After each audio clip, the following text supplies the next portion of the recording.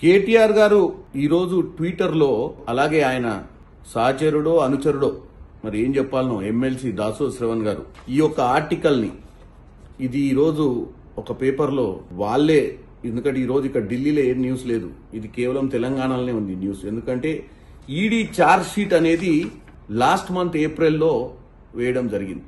ఇప్పుడు ఆ charge sheet విషయాన్ని వీళ్ళు ఒక పేపర్లో రాయించి ఈరోజు పొద్దున్నే దుకాణం తెరిచి దీన్ని కేటీఆర్ గారు దాసో శ్రవణ్ గారు ఇది పెట్టి ముఖ్యమంత్రి రేవంత్ రెడ్డి గారు బాధ్యత వహించాలి, ఒక ముఖ్యమంత్రిగా ఉన్నప్పుడు ఈడీ ఛార్జ్ షీట్ లో ఉన్నందుకు రిజైన్ చేయాలంటారు.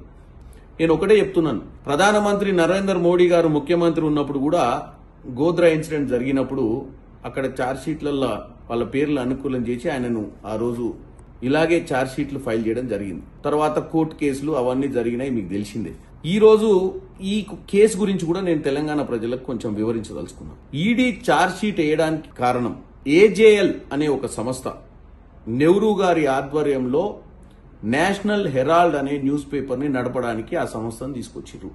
అదే సంస్థను ఇప్పుడు యంగ్ ఇండియాకు ఆ సంస్థకు సంబంధించినటువంటి ఆస్తులు నేషనల్ హెరాల్డ్ పేపర్ ని మళ్లీ నడిపించాలన్న ఉద్దేశంతో యంగ్ ఇండియాకు ఏజేఎల్ కు ఉన్నటువంటి కార్యకలాపాలన్నీ కూడా ట్రాన్స్ఫర్ చేస్తూ జరిగినటువంటి ఒక లావాదేవీలలో ఆ రోజు బీజేపీ నేత సుబ్రహ్మణ్య స్వామి గారు ఇచ్చినటువంటి కంప్లైంట్ ఆధారంగా ఈ కేసు స్టార్ట్ అయింది.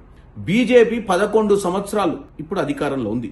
వాస్తవంగా ఎక్కడన్నా ఏజేఎల్ నుంచి యంగ్ ఇండియాకు ట్రాన్స్ఫర్ అయినటువంటి ఆస్తులలో లావాదేవీలు చేతి మార్పిడులు జరిగి ఉంటే ఈ పార్టీకి సోనియా గాంధీ గారు రాహుల్ గాంధీ గారు ఇన్వాల్వ్ అయినటువంటి ఈ కేసు ఎప్పుడో ఒక దశకు వచ్చేది.